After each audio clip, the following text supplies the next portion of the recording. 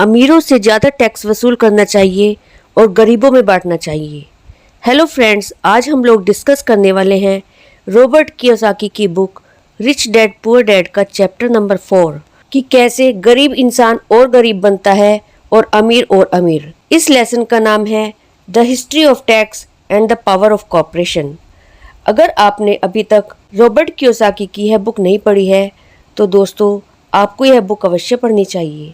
तो चलिए चलते हैं वीडियो की तरफ। ऑथर कहते हैं कि उनके स्कूल में बचपन से ही उनके टीचर्स रॉबिन हुड की कहानी सुनाते थे, जो सबकी नज़र में एक हीरो था, गरीबों का मसीहा था, क्योंकि रॉबिन हुड अमीरों का पैसा चुरा के गरीबों में बांटता था। पर रिच डैड कभी भी रॉबिन हुड को अपना हीरो नहीं मानते थे। वह उन्हें एक चोर कहते थे, दगाबाज कहते थे, क्योंकि उनका मानना है कि रॉबिन हुड ने सब गरीब लोगों को आलसी बना दिया है और वह ऐसे लोगों को पहले ही बैसाखी पकड़ा देता है जो चल सकते हैं या चलना चाहते हैं।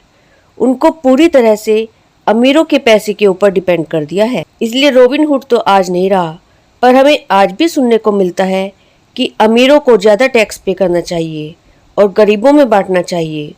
और यही मिडिल क्लास के स्ट्रगल का कारण है, क्योंकि वह रॉबिन हुड को अपना आइडियल मानते हैं।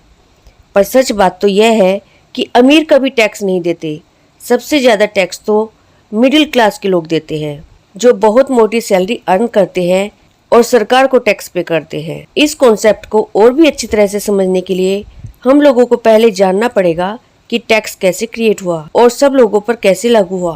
पहले के ज़माने में इंग्लैंड और अमेरिका में कोई टैक्स नहीं हुआ करता था। कुछ टेम्परेरी टैक्स थे जो वोट के समय सिर्फ गवर्नमेंट लेती थी, जैसे कि अमेरिका ने लिया था सिविल वार के समय 1861 से 1865 तक। इसके बाद 1874 में इंग्लैंड और 1913 में अमेरिका ने इनकम टैक्स परमानेंट कर दिया अपने सिटीजन्स के ऊपर। तो मित्रों, लोगों ने पहले इसका बहुत विरोध किया। वह टैक्स देने के लिए बिल्कुल भी तैयार नहीं थे। इंग्लैंड और अमेरिका दोनों सरकारों को करीब 50 साल लग गए इनकम टैक्स को परमानेंट करने के लिए, और उन्होंने इसको परमानेंट बनाया वहाँ की मेजोरिटी से, और लोगों को यह कहकर कि यह टैक्स अमीरों को पनिश करने के लिए है, क्योंकि अमीर पैसे भी ज़्यादा कमाते हैं, इसलिए उन्हें टैक्स ज़्यादा देना पड़ेगा। यह सोचकर सब लोगों ने इसको एक्सेप्ट भी कर लिया। ऐसे ही टैक्स सब लोगों पर लागू हुआ था। रिच डैड ऑथर और माइक को यह टैक्स की हिस्ट्री सुनाकर कुछ और ही समझाना चाहते थे। उन्होंने उनसे कहा कि सब लोगों ने इसे एक्सेप्ट कर लिया था, यह सोचकर कि यह टैक्स अमीरों को पनिश करने के लिए है। पर सच बात तो यह है कि अमीरों ने रास्ता निकाल लिया था। यह टैक्स से बचने के लिए पूरा रास्ता क्या है वह हम जानेंगे आगे की वीडियो में, और यह टैक्स कैसे उनको ही पनिश करने लगा जिन्होंने इसका सपोर्ट किया था, मतलब कि नॉर्मल पीपल और मिडिल क्लास लोगों को। फ्रेंड्स, ऑथर जब 10 साल के थे तब उनके रिच डैड उनसे कहते थे कि गवर्नमेंट वर्कर्स सिर्फ बहुत सारे आलसी लोगों की टोली है, और दूसरी तरफ उनके पुअर डैड अपने डैड कहते थे कि अमीर लोग बहुत ज़्यादा लालची होते हैं, उन्हें और ज़्यादा टैक्स पे करना चाहिए। इसलिए कभी कभी ऑथर कंफ्यूज हो जाते थे कि वह किसकी बात सुने। लेकिन अमीर लोग बाकी लोगों की तरह नहीं होते, वह हमेशा अपॉर्चुनिटी सीकर होते हैं। इसलिए वह सिर्फ चुपचाप बैठकर टैक्स नहीं देते, बल्कि उन्होंने इससे बचने का रास्ता निकाला। वह रास्ता था कॉरपोरेशन के थ्रू लीगल कॉरपोरेशन स्ट्रक्चर का नॉलेज, तो अमीरों को बाकी सबसे बहुत ज़्यादा एडवांटेज देता है। नॉर्मली एक कॉरपोरेशन होता क्या है? कॉरपोरेशन एक फाइल होती है, कुछ लीगल डॉक्यूमेंट्स होते हैं जो कि लॉयर के पास जाकर बनाया जा सकता है, और जिसे रजिस्टर्ड करना पड़ता है स्टेट गवर्नमेंट एजेंसी से। मित्रों, अक्सर लोगों को लगता है कि कॉरपोरेशन कोई बड़ी बिल्डिंग या फैक्ट्री होती है जिसमें बहुत सारे लोग काम करते हैं, लेकिन वास्तव में ऐसा कुछ भी नहीं है। यह सिर्फ एक बिना आत्मा की लीगल बॉडी है, और इस कॉरपोरेशन को यूज करके ही अमीर लोग अपना पैसा प्रोटेक्ट करते हैं। कॉरपोरेशन के कानूनी ढांचे की ताकत के ज्ञान से अमीरों को गरीब और मध्यम वर्ग की तुलना में बहुत ज्यादा फायदा मिलता है। अमीरों से वसूलों का नारा लगाने वाली भीड़ चाहे कितना भी जोर लगा ले, अमीर लोग उनसे जीतने का रास्ता हमेशा ढूंढ ही लेते हैं। इसी कारण टैक्स ज्यादातर मध्यम वर्ग पर लगा। अमीरों ने बुद्धिजीवियों को अपनी बुद्धि से हरा दिया, सिर्फ इस कारण क्योंकि वे पैसे की ताकत को जानते थे, और यह विषय स्कूलों में नहीं पढ़ाया जाता। अमीरों और गरीबों के बीच ये लड़ाई सदियों से चली आ रही है। अमीरों से वसूलों का नारा लगाने वाली भीड़ अमीरों के हमेशा खिलाफ रहती है। यह लड़ाई तब छिड़ती है जब कानून बनते हैं और यह लड़ाई अनंत काल तक चलती रहेगी। समस्या यह है कि जो लोग हारते हैं उनमें समझ की कमी है। हारने वाले लोग वे हैं जो सुबह उठकर तैयार होते हैं और अपनी नौकरी में कड़ी मेहनत करते हैं और उस पर टैक्स देते हैं। अगर वे यह बात समझ पाते कि अमीर लोग किस तरह से पैसे का खेल खेलते हैं तो वे भी इस खेल को उसी तरह खेल सकते, फिर वे भी पैसे से आज़ाद हो सकते हैं और अमीर बन सकते हैं। इसलिए लेखक कहते हैं कि हर बार जब भी मैं किसी को अपने बच्चों को यह सलाह देते सुनता हूँ कि स्कूल जाओ ताकि सुरक्षित नौकरी मिल सके, तो मैं बहुत डर जाता हूँ। जिस कर्मचारी को पैसे की समझ नहीं है वह बच नहीं सकता, चाहे उसकी नौकरी कितनी भी सुरक्षित क्यों ना हो। हर औसत सरकारी कर्मचारी की 5 से 6 महीनों तक की सैलरी टैक्स चुकाने के लिए जाती है। यह समय बहुत ज़्यादा है। आप जितनी ज़्यादा मेहनत करते हैं सरकार को उतना ही ज़्यादा टैक्स देना पड़ता है। इसलिए लेखक का मानना है कि अमीरों से वसूलों का नारा उन्हीं लोगों पर भारी पड़ गया जिन्होंने इसके लिए वोट दिया था। गरीब लोग हमेशा अमीर लोगों को सजा देने की कोशिश करते हैं और अमीर लोग इसका चुपचाप पालन नहीं करते, बल्कि वे पलटकर वार करते हैं। उनके पास पैसा, ताकत और इरादा होता है जिनके दम पर वो चीज़ों को बदल सकते हैं। वे चुपचाप बैठकर स्वेच्छा से ज़्यादा टैक्स न देने के तरीके खोजते हैं जिनसे उन पर टैक्स का कम से कम बोझ पड़े। अमीरों ने टैक्स से बचने के लिए अपने पैसे की समझ का उपयोग किया। वे कॉरपोरेशन की सुरक्षा में चले गए। कॉरपोरेशन अमीर लोगों को सुरक्षा देता है। फॉर एग्जाम्पल, अगर हमारे देश में कोई एम्प्लॉय 15 लाख साल का कमाता है तो उसे 30% टैक्स देना पड़ेगा, और दूसरी तरफ कोई कॉरपोरेशन या फैक्ट्री का ईयरली नेट प्रॉफिट 250 करोड़ है तो उसे 25% टैक्स देना पड़ेगा। अगर इससे ज़्यादा हो तो 30% देना पड़ेगा। और इससे भी ज़्यादा अमीर लोग अपने पर्सनल एसेट्स और अपने पर्सनल खर्चे को कॉरपोरेशन का एसेट्स और खर्चा दिखाते हैं। जैसे कि एक बार ऑथर ने रिच डैड से पूछा उन्होंने कैसे इतने महंगे होटल और प्रॉपर्टी खरीदी। तब रिच डैड ने कहा था कि यह उनकी कंपनी ने उनको खरीद कर दिया है, यह उनके कंपनी का है, न कि उनका।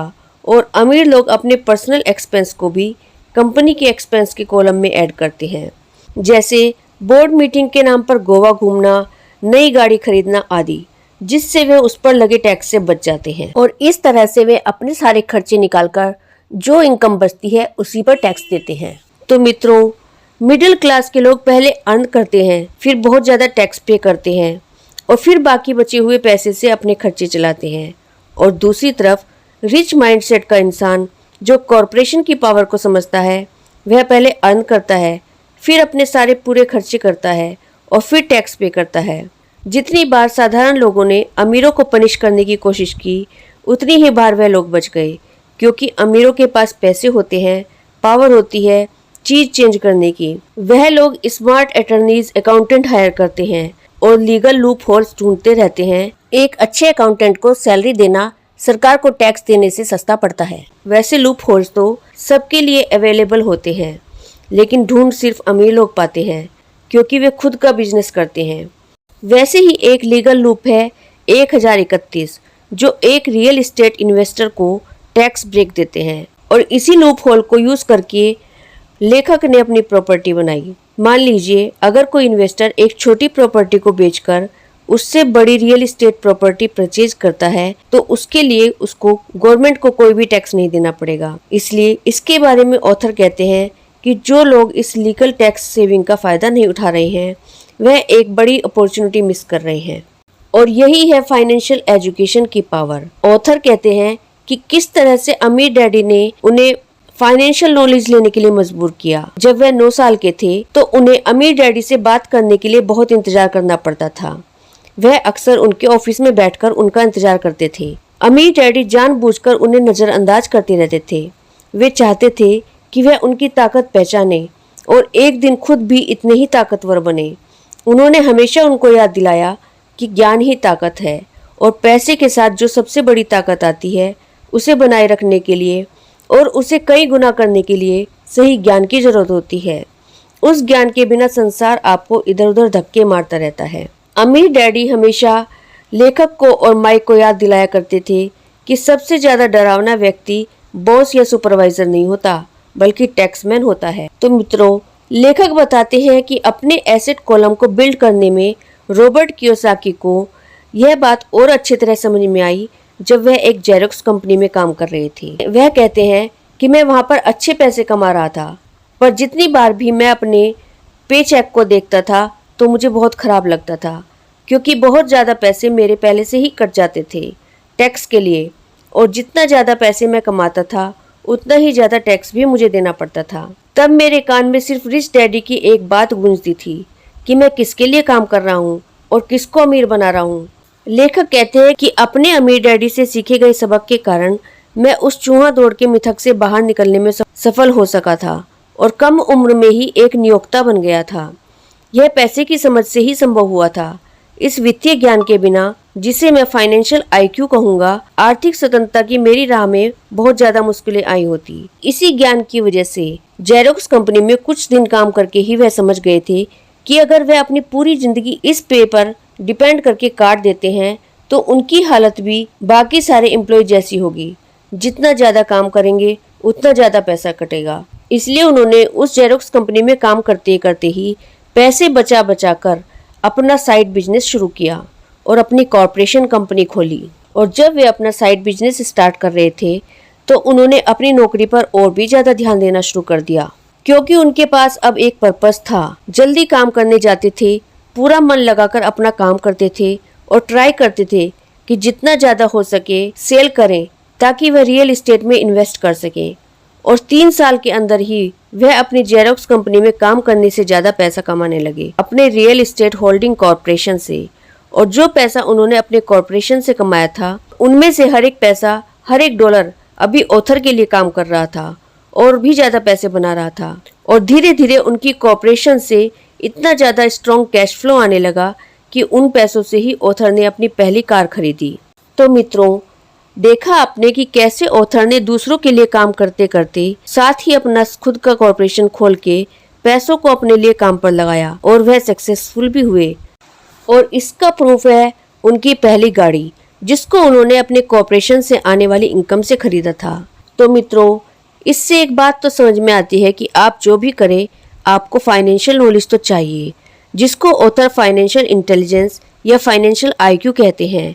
इसको बिल्ड करने के लिए आपको यह 4 एरियाज में एक्सपर्ट होना चाहिए, और वह 4 एरियाज हैं accounting, investing, marketing and law. Number 1, account. Financial intelligence में अकाउंटिंग का मतलब वह नहीं है जो कॉमर्स के स्टूडेंट्स करते हैं। इसका मतलब है सिर्फ नंबर्स को पढ़ना आना, क्योंकि जितना ज़्यादा पैसा आपके पास होगा उसको संभालने की रिक्वायरमेंट उससे भी ज़्यादा होगी। नंबर 2 है इन्वेस्टिंग। इन्वेस्टिंग का मतलब है पैसों से पैसा बनाना। आप अपने पैसों को किस तरह से काम पर लगाएं, यह बहुत ज़रूरी है।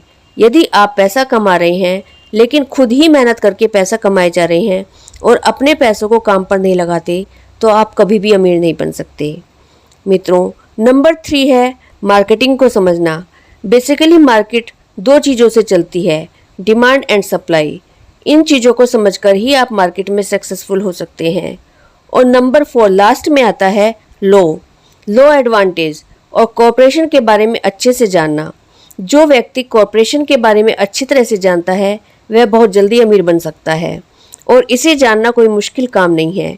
इसके लिए आप और पुस्तकें पढ़ें और किताबें पढ़ें, जिसमें आपको यह नॉलेज मिल जाएगी कि कॉरपोरेशन कैसे बनाना चाहिए और उसको कैसे यूज़ करना चाहिए। जो व्यक्ति कॉरपोरेशन के बारे में जानता है वह बहुत जल्दी अमीर हो सकता है उन लोगों के मुकाबले में जो सिर्फ एक एम्प्लॉई है। तो मित्रों, हमने चैप्टर 4 से क्या क्या सीखा कि टैक्स सभी देते हैं, लेकिन अमीर लोग अपने पर्सनल आईक्यू का इस्तेमाल करके कॉरपोरेशन के थ्रू लीगली कम से कम टैक्स पे करते हैं और अपने पैसों को काम पर लगाकर और भी ज़्यादा पैसा बनाते हैं। तो मित्रों, आशा करती हूँ कि आज की वीडियो से आपको काफ़ी कुछ जानकारी मिली होगी। यदि यह वीडियो आपको अच्छा लगा है तो इसे लाइक शेयर ज़रूर कीजिएगा, और ऐसी ही ज्ञानवर्धक वीडियोस के लिए आपके अपने चैनल वर्ड्स ट्रेजर को सब्सक्राइब जरूर कर लीजिएगा। Thank you.